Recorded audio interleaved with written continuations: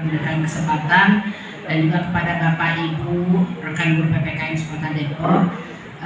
Kami dari kelompok 1 mewakili kelas 7 ini ya, dengan temanya hidup berkelanjutan, dan kami mengambil di sini judulnya atau topiknya adalah kami pejuang lingkungan, yang berhubungan dengan nanti sampah ya, sampah-sampah yang ada di sekitar dengan lingkungan ya. Oh tetap iya. Memang tadi yang tetapi kami di sini mengambil tentang lingkungan, khususnya hutan. Akan disampaikan oleh rekan kami Bu Novi Anjani. Wabarakatuh. Punten Bapak Ibu, saya juga masih belajar. Jadi karena memang di tahun ini saya baru masuk kelas 7 kurikulum merdeka. Tim 1 kelas 7 tentang gaya berkehidupan berkelanjutan. Gaya hidup berkelanjutan. Di sini kita buat judulnya, modul proyek dengan judul Kami Pejuang Lingkungan oleh tim 1 kelas 7. Di sini ada kata pengantar yang berisi tentang penebangan hutan, pertanian dan peternakan, ekstraksi dan pembakaran bahan bakar. Penilaiannya bahwa kalau belum berkembang itu jika siswa dikerjasama baru hanya menerima dan melaksanakan tugas saja. Jadi ini formatif sudah dirancang nih, gitu ya. Keren nggak? Keren banget. Kan? Ini yang kita harapkan ya, sudah benar. Ya oke, lanjut Bu. Terus ini hitung lanjutannya. Terus cara penggunaan, tentang perangkat ajar, tentang materi, tentang metode. Yang tadi saya ambil dari Bu Titi itu. Jadi perangkat di sini harus aktivitas dan berapa jumlah jam pelajaran kita. Terusnya guru perlu terlebih dahulu, terus sekolah perlu terbuka terhadap usulan bahwa perlu mendapatkan sosial. Guru dan sekolah dapat membangun kemitraan dengan lembaga atau komunitas yang bergerak di bidang lingkungan. Terus pelaksanaan, tujuan, waktu, bahan, dan juga peran guru. Itu oleh siswa ya, guru dibantu dengan siswanya. Saya kasih hadiah nih. Ini kebetulan biasanya saya bawa coklat, nggak bawa ini buat ngebahas aja Bang. Terima kasih.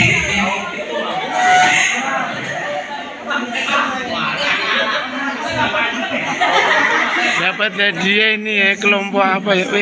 Banyak banget itu ya. Ya, karena ini memberikan effort yang kuat untuk menyusun proyek sampai bisa maksimal. Tadi hanya kelompok 1 yang nanya, Bu Titi contoh formatif sumatifnya kayak gimana sih gitu. Yang lain kan nggak ada yang minta ya. Baik Bapak Ibu, ini keren banget dan lebih lengkap dari apa yang saya sampaikan. Jadi yang jelas teman-teman, ini kan tergantung satuan pendidikan. Boleh selengkap ini, tapi yang jelas tadi ya, pasti dari awal itu ada identitas ya, profil, ada tujuan, ada alur kegiatan, tahapannya. Menggunakan modul ini, paham apa yang harus dilakukan. Seandainya teman-teman buat modulnya tidak jelas, tentu tim koordinator proyek di tiap kelas tidak akan memahami, nanti langkahnya nggak sama di kelas 71 dan 72, betul nggak? Karena ini sama dengan RPP-nya, tujuannya apa? Kemudian langkah kegiatan yang harus dilakukan oleh siswa apa, seperti itu. Walaupun nanti di dalam prosesnya bisa memilih. Oh, kelas 71 akan membuat ekobrik, kelompok 72 akan membuat barang-barang yang memang tidak berguna menjadi berguna ya. Jadi urban farmingnya adalah membuat taplak dari apa gitu ya. Jadi seperti itu Bapak Ibu. Tapi memang modul ini yang nyusun itu kan tim fasilitator. Di sekolah kan sudah ada SK-nya yang membuat. Nah misalnya terkait dengan lingkungan, berarti kan yang akan menyusun guru IPA, guru bahasa Indonesia, matematik. Nah kalau misalnya kearifan lokal, berarti yang tergabung menyusun proyeknya adalah guru seni budaya, sehingga relevan apa tujuan dan asesmennya nyambung, gitu ya, biasa. Nah nanti kelompok-kelompok yang lain mencantumkan dan melengkapi. Google Drive-nya sudah disimpan ya Pak Pian ya? Saya siapkan dulu. Nah nanti siapa sama Pak Pian, kalau sudah selesai rapi masukan ya. Tadi Pak sampaikan, ada yang bertanya nggak? Kegiatan modul project itu sudah jelas di dalam buku panduan 20-30% dari keseluruhan jam pelajaran. Project itu ada 360 JP, diambil dari 7.000 sekian ya. Jadi 1 tahun itu 360 JP, berarti kita ada 3 project yang harus diselesaikan dalam 1 tahun. Berarti per logikanya per tema itu 120 JP. Tapi kita kembalikan lagi kepada satuan pendidikan. Seandainya gurunya terbatas jumlahnya, berarti dia sistem blok aja, nggak sistem reguler, ya Pak Arianto. Iya. Jadi kalau sistem reguler itu dimasukkan di dalam jam pelajaran. 1 jam setiap apa diambil setiap minggu, betul nggak? Clear ya? Kalau reguler berarti 10 JP diambil untuk kegiatan project. Ya, karena bahasa Sunda 3 diambil project. Kita kan ada 11 mapel, jadi 10. Kalau misalnya kita mau sistem blok, berarti misalnya di bulan September 3 minggu.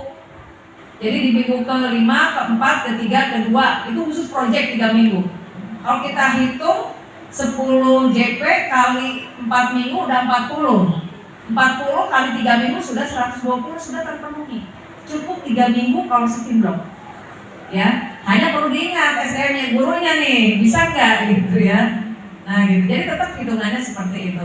Kalau memang mau reguler ya silahkan, misalnya mau disisipkan di jam ke-4, ke-5, ke-6, nah itu juga boleh. Makanya nanti kurikulum akan menyusun sesuai dengan SDM guru yang ada. Ini reguler bisa sistem blok. Oke. Oh, kalau ini kan kita sekarang sudah tidak ada daring ya. Oh iya, kalau mengerjakan LK boleh. Biru akan menceritakan seluruh proses yang ada ya. Itu yang mereka lakukan dari awal sampai akhir.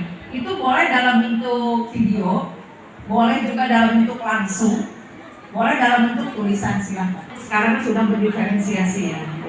Ada ingin bertanya Bu, saya kan baru masuk ke Kurma kemarin kan masih K13 yang masih terngiang-ngiang itu di dalam pikiran saya kan tadi tahapan-tahapan yang udah Ibu ya iya terngiang-ngiang yang Ibu sudah kasih tahu itu kan tahapan proyek kelima kan ada kontekstual, proses, produk. Apakah misal kita harus menjalankan kelima itu tiga-tiganya harus masuk apa gimana Bu?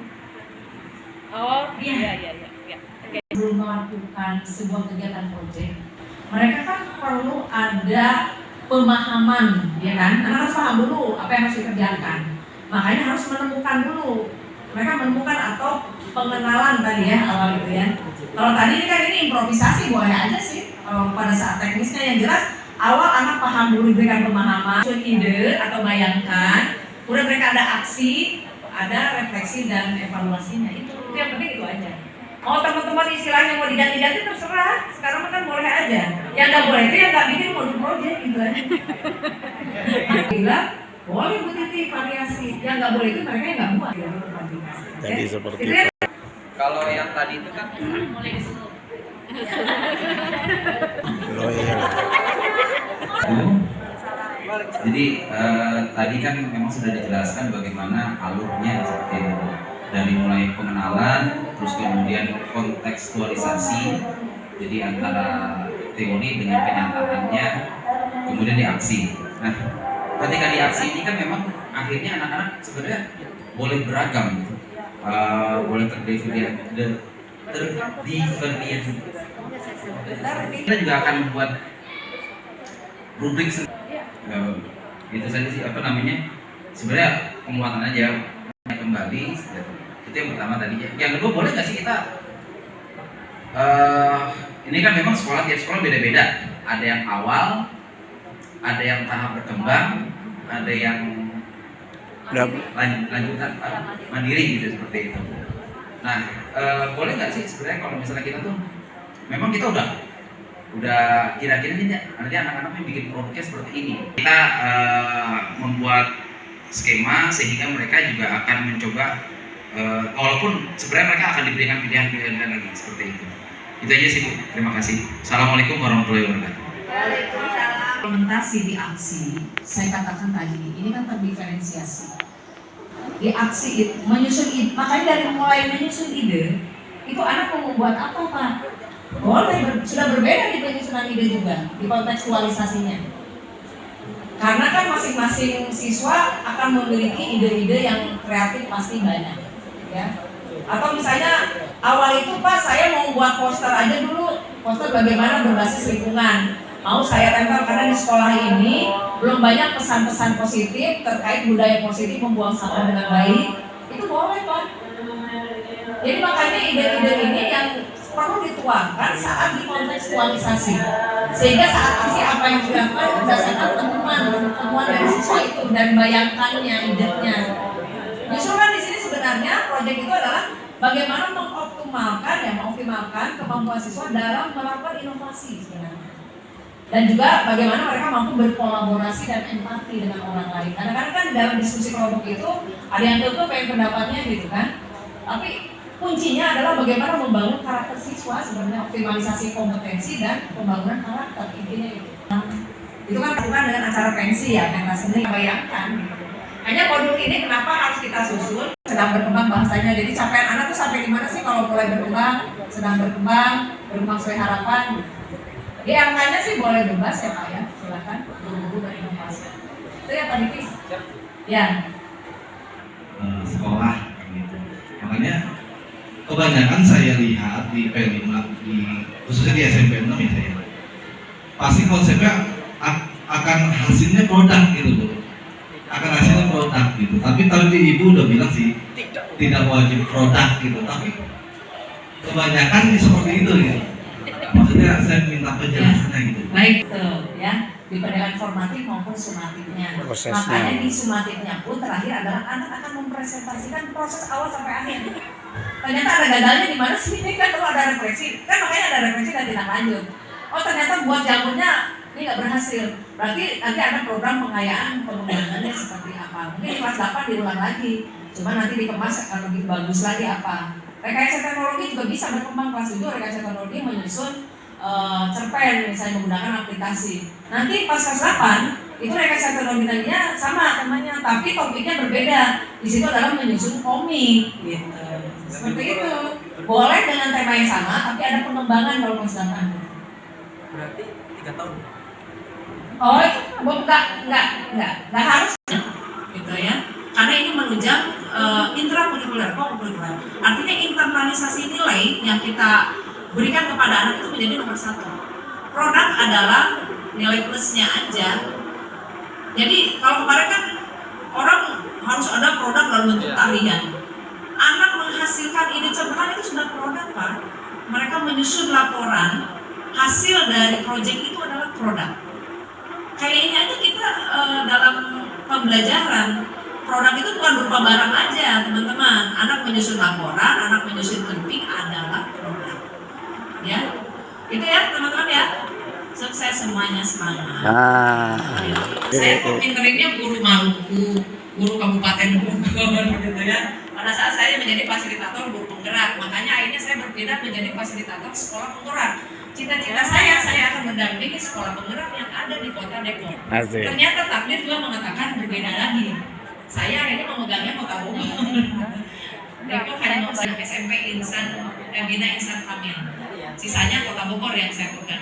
Udahlah, seperti ini gitu ya. Jadi itu ikuti ya. Dan Pak Direktur itu sudah ngobrol dengan kami. Kebetulan saya juga tim viewer expert viewer kementerian ya. Sering diundang untuk menyusun regulasi. Dikasih adalah teman-teman yang menjadi guru penggerak. Ya, oke, sepakat. Karena nanti guru penggerak itu akan disetarakan dengan yang mengikuti PPG. Ya, tinggal ikut tes PPG-nya aja. Gitu, ya. Jadi selamat teman-teman yang sudah berjuang menjadi guru penggerak, dan Pak Direktur akan merekrut sampai angkatan 13 ya. Kalau belum ganti menterinya. Ada kesempatan sekarang yang belum mendapatkan sertifikasi, ayo semangat. Kan ini udah angkatan 9 ya. Nanti angkatan 10 gitu teman-teman, semangat gitu. Sebenarnya itu kan nilai plusnya ya. Tapi yang jelas kita mendapatkan ilmu walaupun dengan tugas yang banyak pasti ya. Karena saya juga tugasnya banyak, harus koreksi gitu ya. Nah itu ya. Okelah teman-teman ya. Yuk terima kasih, semangat ya. Proyek profil penguatan profil pelajar Pancasila. Kita beri plus kembali buat Bu Titik yang sudah sangat luar biasa mendedikasinya buat materi kita pada kali ini. Tanpa terasa untuk sesi 1 ini kita sudah akhiri Bapak Ibu. Kita akan masuk ke Isoma sampai jam 1:15 ya, 1 sampai jam 1:15 karena nanti untuk sesi kedua akan ada pemateri yang sangat luar biasa. Kita impor langsung dari Limo ya, nanti ada materi Workwell yang akan disampaikan Workwell ya, waktu berpikir ini nanti pemateri kita pemateri muda, sangat energik dan sudah mana buana kemana-mana. Nanti Kiantoro dari SMP 17. Mungkin untuk sesi kali ini saya salah, mau dibukakan pintu maafnya Bapak Ibu. Nanti untuk sesi kedua akan dipimpin langsung oleh Bapak Tuan Rumah Pak Herpan sebagai MC kita untuk sesi kedua. Saya undur diri, terima kasih. Assalamualaikum warahmatullahi wabarakatuh. Silakan Bapak Ibu untuk menikmati makan siang dan istirahat sholat. Kita akan masuk kembali jam 1:15. Teman-teman, saya izin pamit ya, karena masih ada. Workwell itu adalah salah satu aplikasi ya, bagaimana menyusun games dalam quiz ya. Gitu. Saya pernah mendapatkan di Jogja tahun lalu ya, waktu dengan kementerian. Jadi teman-teman tolong diadopsi ya nanti ya, diadaptasi. Ya demikian kita ikutin MGMP PPKN Kamis 24 Agustus 2023. Kota Depok, kota salam pendidikan.